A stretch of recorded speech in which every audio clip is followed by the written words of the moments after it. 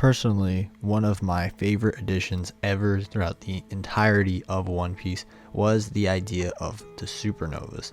It felt so genuinely believable that many of these other rookies would start to rise alongside Luffy because of the many different paths that people could follow in the Grand Line. It made it feel as though there are tons of other journeys that other characters are going on, and even though all of them are very famous and notorious, it makes sense for them to never interact with Luffy because of the pre-established notions of how the world works. But what really makes it so absolutely admirable that these characters exist, in my point of view, is because they were all just made up to make Sabaody Archipelago more interesting. The fact that this is all just a 1 week process of creating all of these really unique and interesting characters, in my mind, is really just stellar, to say the least. As ironic as that is, because they're called the Supernova. I just wanted to highlight these characters in particular because I feel as though, obviously, they're really popular characters and they're always really fun to just talk about, and I don't think I've talked about the Supernova to a really strong extent on my channel, so I wanted to go over each of them with little bits of what I thought of them at the start and how the story has been progressing ever since their introduction on Sabaody. Obviously, besides Luffy and Zoro, the 3 main Supernova that have made an impact are Law, Kid, and by association, Killer. I think that all of these characters have had really solid moments in the story so far, and since they're literally fighting in the main action, they hopefully will get a lot more. Now, this kind of sentiment also does apply to some of the other supernovas currently on Wano, that meaning Drake, Hawkins, and Apu, but personally I don't think we're going to get as much highlights with them as we already have with Law, or hopefully will with Killer and Kid. Now, that is a sentiment I would have believed wholeheartedly had it not been for this entire twist reveal that Drake was actually a member of SWORD, and actually, instead of just a member, the captain of SWORD. I think it's absolutely fascinating that Drake has had this whole entire switch around from being seen as an ex-Marine to being very against them, to having more and more revealed about him that leads us to believe that he is in fact somewhat similar to Corazon himself, pretending to be a pirate and actually being a Marine. Drake has also always been a favorite character of mine from the Supernova because, I'm just gonna be blunt, dinosaur powers are pretty awesome. I used to really like dinosaurs when I was a kid. You know how it is. So yeah, Drake has always been a really cool character in my mind, so it's great to see this sort of development for his character in the story, and I'm hoping that we get to see more with him in the future. Now for Hawkins, Hawkins was actually my favorite supernova first introduced when we saw all of them together on Sabaody, and I thought his entire demeanor was really cool, with the tarot cards predicting his future. His devil fruit power with the straw men was really cool, and just the way he looked visually I thought was really impressive and really unique for the series so far.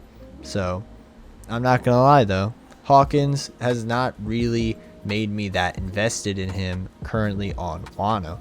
What I'm most invested in is his fight with Killer. Actually, it seems as though either of them do have the potential to genuinely die. I'm not sure if it will be Hawkins or Killer.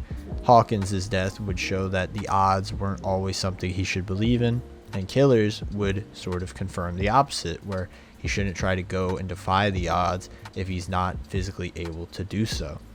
Personally, I really like Hawkins, but I wanted to have this cool defining moment, which I believed would have been with his conversation with Law when Law sliced him in half and escaped, but we didn't get one there, so hopefully in the future.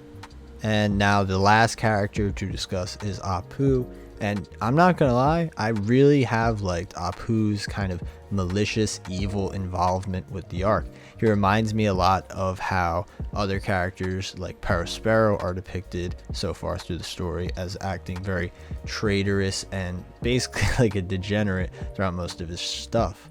Now, I'm actually really looking forward to Apu confronting with Kid, since Apu betrayed Kid, Killer, and Hawkins. I feel as though that would be a really great dynamic to focus on more, but unfortunately it seems as though we're not getting that much focus on it, since Kid is up against stronger opponents in the viewer's mind. However, I think that Kid fighting Apu would be a really great decision. So I'm just hoping Apu gets a cool moment of getting his just desserts from either Kid or Killer. Now, obviously, with the rest of the Supernova, they're not in Wano at the moment, so I'm just hoping we get to see more of them later on in the final war arc, or just more of two in particular. The first one I wanted to discuss was Beige, who obviously got a massive ton of showcase and development in Whole Cake Island, and I love Beige. I think he's super cool. I definitely did not expect him to be such a cool character. I definitely thought he was going to be one of the least developed and rather lamest characters of the Supernova, but no, this entire gimmick around being a really upstanding father, and I'm not gonna lie, also being obsessed with assassination and kind of chaos, it really was endearing and drew me to like him a ton. But for the other two, Bonnie and Rouge, I am just really hoping we get to see more showcasing of them both, because I feel like they have a ton of potential in the story. For Bonnie, we have seen this potential on full force, because Bonnie, for me, is one of the most fascinating characters with all the mystery she has, especially revolving around Kuma, what her actual age even is, which doesn't seem like something that would be crazy important, but her devil fruit allows us to even question such a basic idea. Why does Akainu find her so threatening? Why did Blackbeard go after probably her specifically? She seems to have these connections to all these facets of the One Piece world, and it's just so interesting. She's able to communicate with Akainu, Blackbeard. She's able to sneak into the Reverie itself under the disguise of a queen of another kingdom. Maybe she is just that queen, and she disguises herself to be young as Jewelry Bonnie, since her queen name is Connie. I feel like the potential for this character is really, really unmatched. I'm not gonna lie. There's even the massive theory that she is one of Big Mom's kids, because the kingdom she rules is sorbet, which is a dessert. I don't know. I think Bonnie is really interesting, and I would honestly like to do a video on her later down the line in specific. Now, the last of the Supernova, and the one that I am honestly the most intrigued by at this point with what Oda is gonna do with him in the story, that's Rouge. Every Supernova except Bonnie, who is having her own story essentially, and Beige is in Wano at the moment. Now, Rouge, he's just chilling. He's chilling. We've seen him do many things throughout the New World Saga.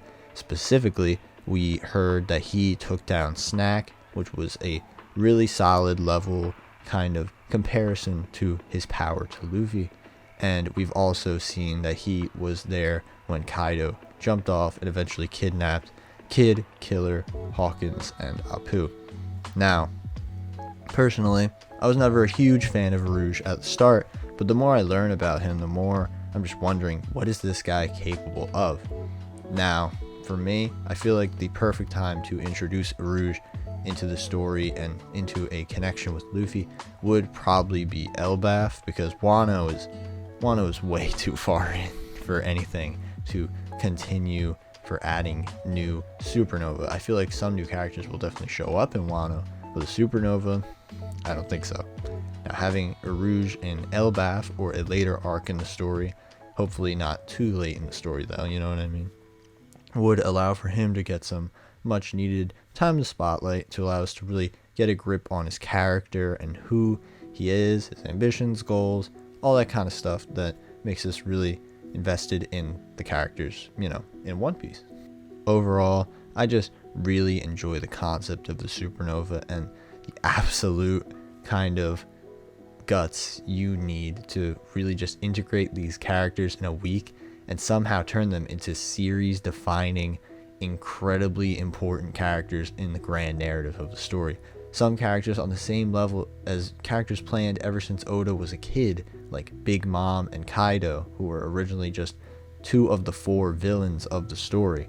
Now these characters are all interacting inside these arcs. He's probably planned for such a long time, and it's really fascinating how he's able to integrate it almost seamlessly.